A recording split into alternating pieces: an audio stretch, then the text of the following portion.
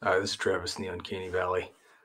This is this has been, I was gonna say, an utterly exhausting day, and I'm realizing that utterly and ruminate, and there's a pun in there that I don't have the energy to explore.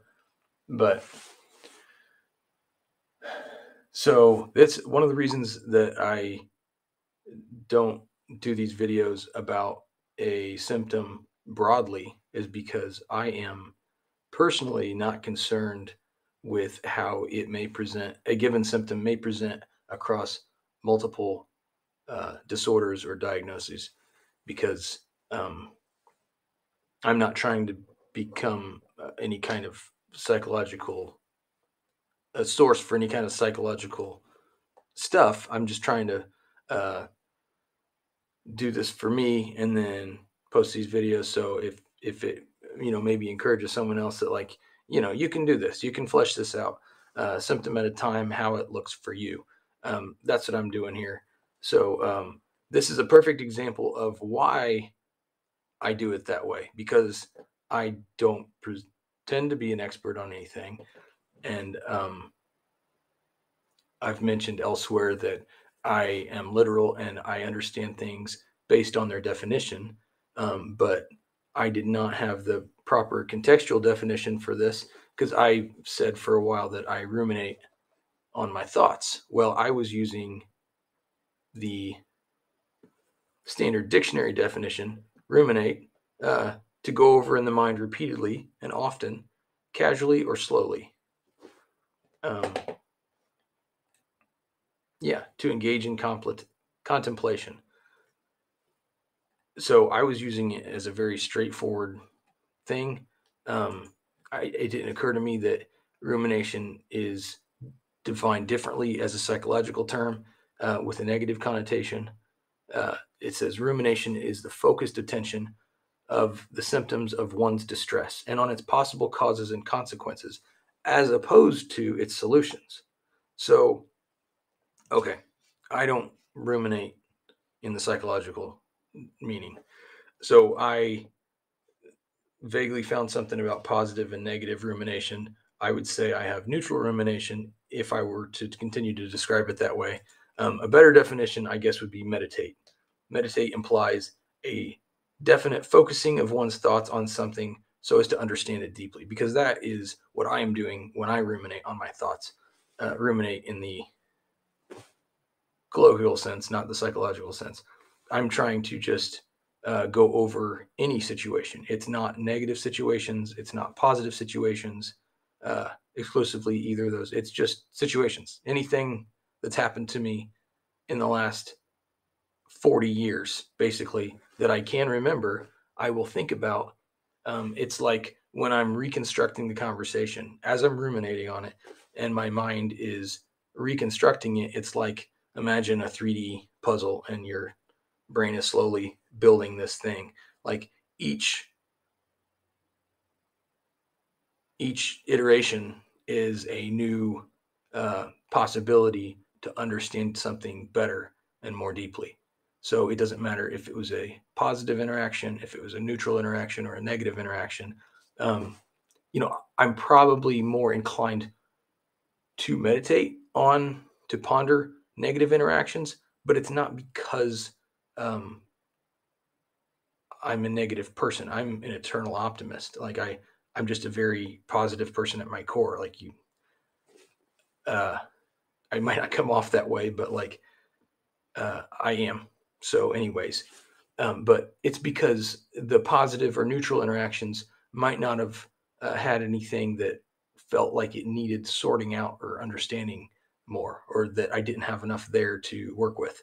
But negative interactions are more likely to have uh, multiple hiccups along the way, and more to work with, and more likely to need pondering or meditating on. So yeah, that's the short of it. I mean, that's why, as I do these little videos for my personal use, why I don't in any way attempt to um, come off as knowing what I'm talking about in a long term. Like this is not one of my special interests to which I would study deeply uh, before so that I can talk about it competently. Like this is I'm trying to describe myself so that I can understand myself more competently. And then each topic as I do it, um, I will inevitably come across things like this where I was using a term in a context for which there is a different implication than I was aware of. Yeah. So, oh gosh, ruminating. Uh, yeah. So when I ruminate, it is not pervasive. It is not intrusive thoughts. It's not. It's not negative. It's not distressful. It's not. It doesn't produce anxiety. Honestly, it's like I described. I'm visualizing the situation. I'm maybe remembering something different about it and focusing on something different about the interaction with each time, or maybe it'll just something will be the focus and I don't know why that's the focus, but it's because likely that's the thing that my brain's trying to figure out and make sense of, and it doesn't yet have a lens through which it can understand that aspect. So that might just, you know, be in a separate bucket in my brain that it gets pulled out every couple of years.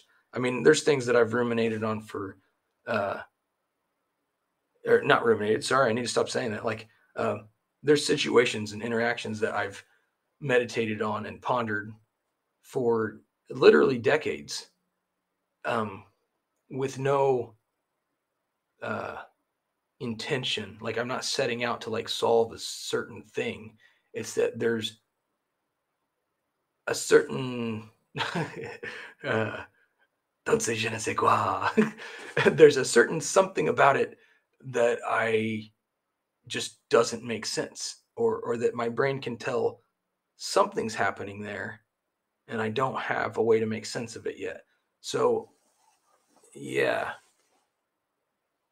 and then I'll just think about it for a couple minutes or a while, like during an entire commute to work or something. And then I get to work, or I go to do a next task, and I put it back in the bucket, and that's kind of what it is. But I'm constantly I feel like I'm constantly ruminating for hours a day. And like saying it again. Like I said, these are for my use. I can say ruminating if I want to, but I'm meditating on these situations for hours a day. And it's so that I can make sense of them. But I'm meditating on past situations, and then also upcoming situations, because I need to make sense of, or I don't know to what extent I need to make sense of upcoming possible scenarios, but um, it's soothing. So to the extent that um, it reduces anxiety, to that extent, it is productive. Um, yeah, I don't know that I've ever meditated on a past or future situation, um, and had the process of the meditating on it, the pondering and regurgitating and regurgitating. Uh, I don't know that I've ever had that process be the source of anxiety.